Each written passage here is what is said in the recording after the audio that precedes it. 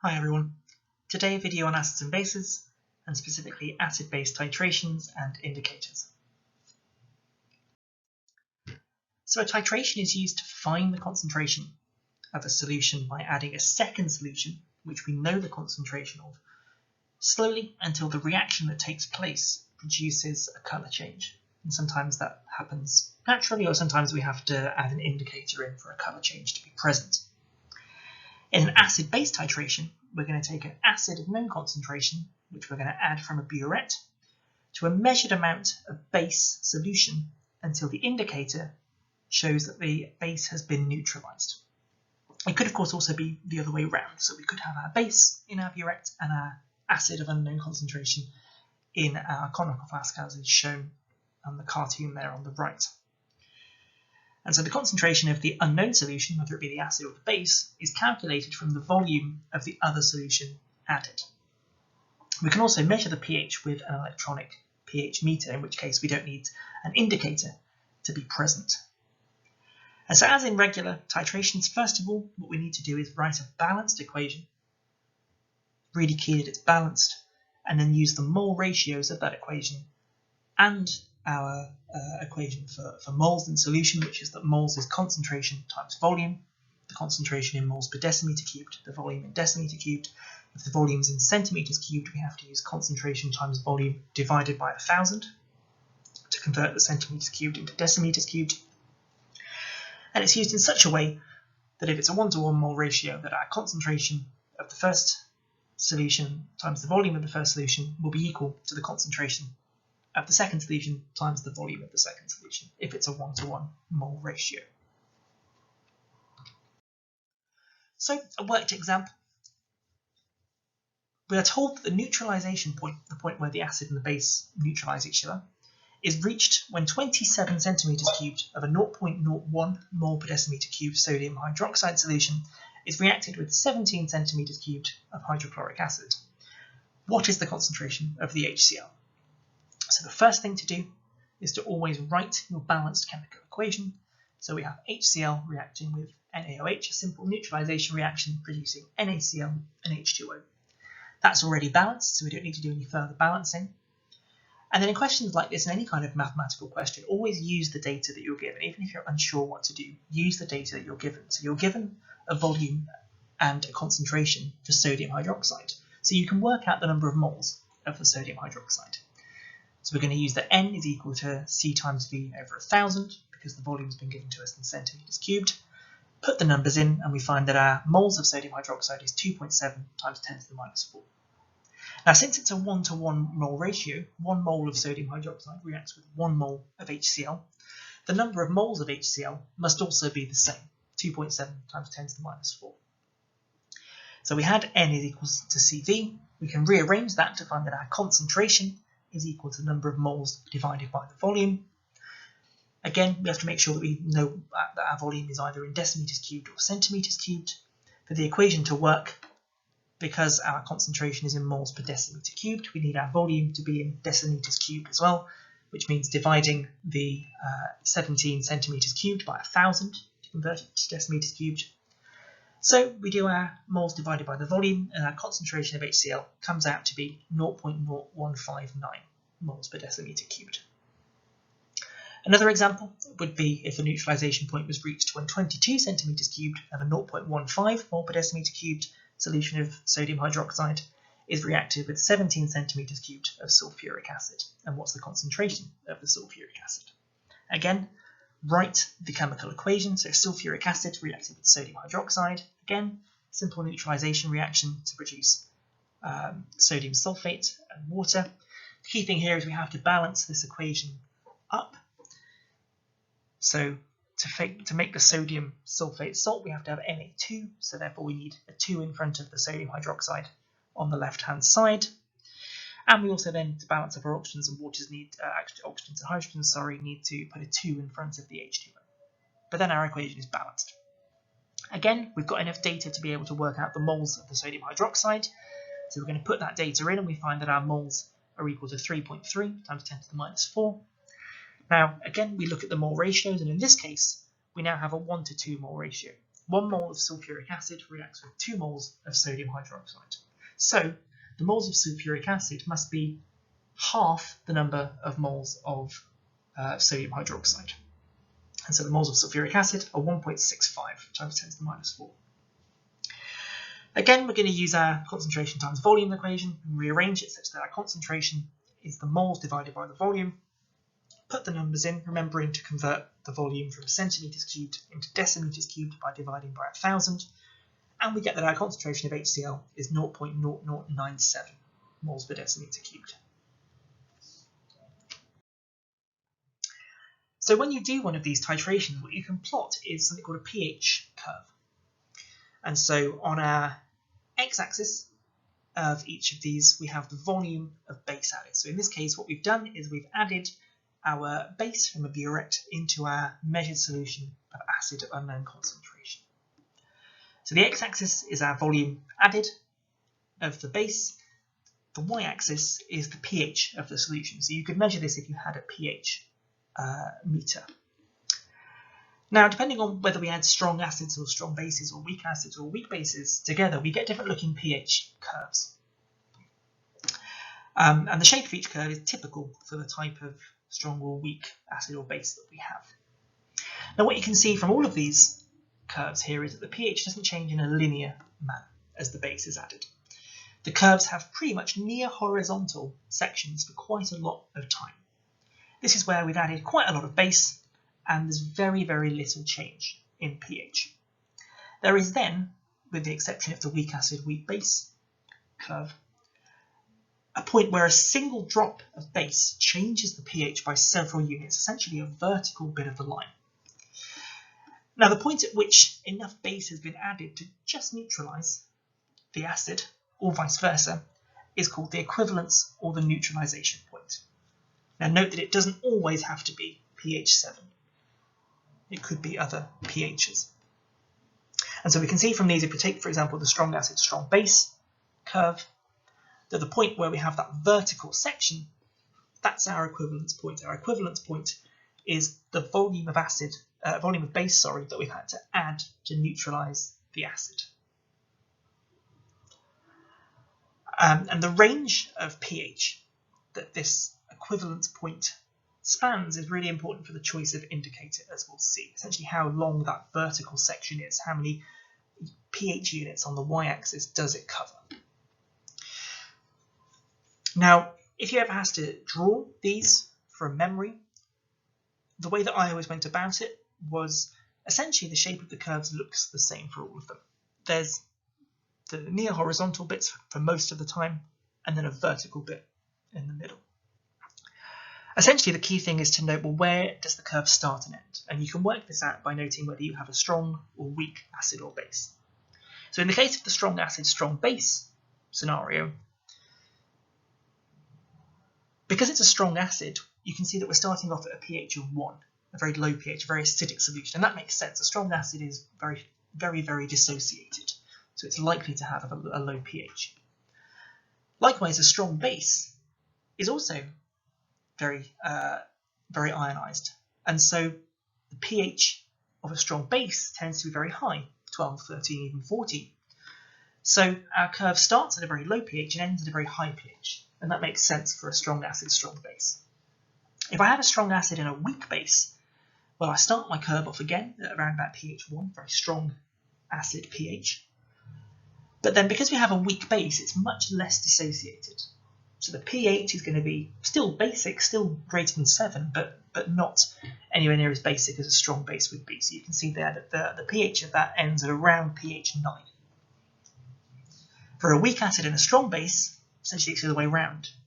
Our weak acid isn't going to have such a low pH, it's much less dissociated. You can see here that the pH starts at 3. But then because we have a strong base, very dissociated, we're going to have a very high pH to finish off around 13. Finally, a weak acid, weak base system. Well, weak acid, we're going to start from a not so much of a low pH, pH 3. Weak base, we're not going to have a particularly high pH for the base region, so pH 9. And you can see because we start from a much sort of higher up and end at a lower position, that we don't have that huge vertical region In fact, we have a very tiny, if vertical bit at all, at the equivalence point. So then the choice of indicator is really important. We said the equivalence point was the volume at which there was the same number of H+ ions as there was OH- ions. And we can also talk about something called the endpoint. And this is typically when we use our indicator. The endpoint is the volume of the acid or base that we've added, where the indicator just changes colour. Now, if we choose the right indicator, the equivalence point and the endpoint will be at the same volume. And that's what we want. It would be no good for our endpoint, where it changes colour, to actually not mean anything. If it just changed colour at a random point where the moles of H+ and OH- weren't the same, well, that doesn't tell us where the neutralization or the equivalence point is. So we want the volume of the equivalence point to be the same as the volume of the endpoint. And for this to happen, we have to choose the right indicator. And so a suitable indicator will have the following properties. It should give a distinct colour change. You don't want to be sort of having to try and work out the difference between kind of a sort of light red and an orange. What you really want is a really distinct colour change. So you've probably heard of phenolphthalein. This goes from colourless to kind of pink, a very distinct colour change, or bromophenol blue, yellow to blue. So big distinct colour changes that are very, very easy to see. Typically you want really two opposing colours, or something that goes or starts off colourless. The endpoint must be the same as the equivalence point. That's really important, otherwise the point is pretty useless. And we want a really sharp colour change. We don't want it to be gradual at the endpoint, because remember that at our neutralization point, this is the point where one drop of acid or base is enough to neutralize the acid or base that we're working with. So we want the colour change to be complete with just that one drop added. What we don't want to do is having to be adding tons and tons of drops in order to get a very slow colour change. It needs to be a quick colour change. So the colour change of most indicators takes place over a couple of pH units. And you can see from that table at the bottom there that typically where it says change, that change occurs over roughly 2 pH units. And actually that change will be centred around the pKa of that indicator. So you can see that, for example, if we take the bromophenol blue with a pKa value of 7, that the change happens roughly around 7 pH. Now, not all indicators are suitable for all titrations. And universal indicator is also not suitable for any titration because that colour change is gradual, so it's not one of those properties we really need. So then when we're looking for our choice of indicator, the really key thing that we want is the colour change of the indicator, i.e. where the endpoint is, to occur during the vertical region of our curves. That's the equivalence point. Remember that we want the equivalence and endpoints to be the same volume. So if we look at our strong acid and strong base curve, comparing two indicators, methyl orange and phenolphthalein, we can see that either of those would be suitable. So where the regions where they are, kind of the colour is on that graph is showing you where the colour change occurs. Now either would be suitable because the colour change for both of them occurs within that vertical region. Now phenolphthalein is usually the one that's preferred because the colour change is a bit more distinct, a bit more easy to see in going from colourless to pink. If we look at the weak acid and strong base curve, well now methyl orange, as you can see, isn't within that vertical region. That change in colour isn't within that vertical region. So it wouldn't be suitable because the endpoint wouldn't be the same as the equivalence point. Phenolphthalein, you can see, changes within that vertical region. It changes, the key thing really is it changes very sharply rather than the methyl orange, which changes much more gradually as well. So phenolphthalein would be the suitable one there. For our strong acid and weak base, well now it's the other way round. The phenolphthalein isn't suitable because the colour change of that is very, very gradual and not really in the vertical region. But the methyl orange changes colour exactly very nicely within that vertical region. So the equivalence point would be the endpoint if we used methyl orange. And finally, the weak acid and weak base scenario. Well here actually neither indicator is suitable. And actually no indicator could be suitable for this because for our indicator to work, we have to have a vertical portion where we can change colour in. And we said that this typically happens, the colour change over a couple of pH units. Well, there's not enough of a sharp vertical region in a weak acid and weak base sense. Now, there's also an interesting thing that happens at the half neutralization point. So if you add acid and base to these curves at the start, typically there's very little change in pH. It's almost a horizontal line, up until the volume of the equivalence point, where we get an almost vertical point. Now, if we take the point halfway between the equivalence point and the start of adding our acid or base, this is called the half neutralization point. And it's actually a really significant point, because this tells you that we can add acid or base up until this point with the certainty that the pH is hardly going to change. And this we'll see in a later video is really important for buffer solutions. The other important thing is it allows you to find the pKa of the acid. So if we imagine our equation of having a weak acid, HA, reacting with the base, OH-, this would produce A- and H2O. Now, at the half neutralization point, half of the HA has been converted into A-, and half of the HA remains. We've neutralized half of that acid. And so if half of it's been converted and half of it remains, the concentration of our acid must equal the concentration of our A- concentration at that point. So we can write our Ka expression as normal, H plus A- over HA, products over reactant concentrations. But now we know that HA equals A-, we can rewrite our HA concentration as A-, cancel out the A- on top and bottom, and we get that Ka equals to H plus concentration at the half neutralization point. We can then take our negative log base 10 of both sides, which is the equivalent of P, i.e. pH or pKa. And so taking that negative log of both sides gives us that pKa equals pH. So at the half neutralization point, the pKa is the pH of the acid when it's half reacted. And this is a really useful method because you can actually calculate pKa values experimentally by measuring what the pH is at the half equivalence point. So, time to have a go at a few questions. If you'd like to have a go, pause the video and the answers will be on the next slide. The first one is asking about the concentration of an acid, a titration question, essentially. And the second, if we're using bromophenol blue, and you'll have to go back and check the table for there. If it changes colour between 4 and 6 pH, what type of acid titration, acid-base titration is it suitable for, and to sketch the graph. So the first question was an acid-base titration question, a maths question. We had that our equivalence point was reached when 25 centimeters cubed of a 0.2 mole per decimeter cubed sodium hydroxide solution was neutralized by 40 centimeters cubed of phosphoric acid, H3PO4. What's the concentration of the acid? So the first thing we do is write our equation and balance it. So we have sodium hydroxide reacting with phosphoric acid, simple acid-base neutralization reaction to make salt sodium phosphate and water. Now we need to balance, so to make sodium phosphate, because the phosphate anion is 3-, sodium is a +1 ion, we have to have 3 sodium ions, therefore we need to have a 3 in front of the sodium hydroxide, and then in order to balance up the hydrogens and the oxygens, 3 lots of water. Again, even if you're unsure, use the data that you're given, so we're given the concentration and the volume of the sodium hydroxide, so we can work out the moles, plug it into our N equals CV equation, and we get 5 times 10 to the minus 3 moles.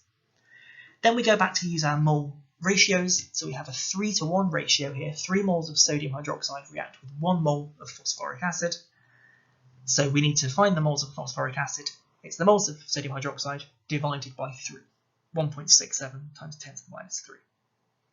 Again, we use our mole equation, this time rearranging it so that concentration is moles divided by volume, remembering that we have to convert our centimeters cubed volume into decimeters cubed by dividing by 1,000. And our concentration of this acid comes out to be 0.042 moles per decimeter cubed. Second question asked about bromophenol blue, which changed between 4 and 6 pH, and what type of acid-base titration was it useful for. In questions like this, I always find it best to sketch each of the graphs very quickly, remembering that to draw them, if we have strong acids, we start at a very low pH. If we have strong bases, we end at a very high pH. If we have a weak acid, we start at a slightly higher pH, maybe pH 3 or 4. If we have a weak base, we end at a slightly lower pH, maybe pH 9. So I've drawn the curves out for each of them. We know that it changes between 4 and 6, so I find it helpful just to sort of sketch some lines across where roughly 4 and 6 would be.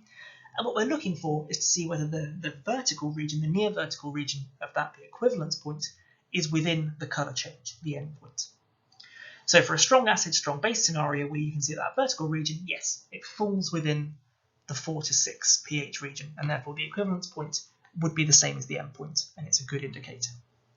For strong acid and weak base, again, the same is true. That vertical region is within the colour change region. However, for a weak acid and strong base, we can see that because we're using a weak acid and therefore we've started at around pH 4, that colour change between 4 and 6 doesn't happen where the vertical region is. And so our endpoint wouldn't be the same as our equivalence point, and therefore it's no good. And likewise for a weak acid, weak base, remember that there isn't really that vertical region, and so again, the equivalence point wouldn't be the same as the endpoint. So thank you for watching. You can find lots more videos like this on my YouTube channel.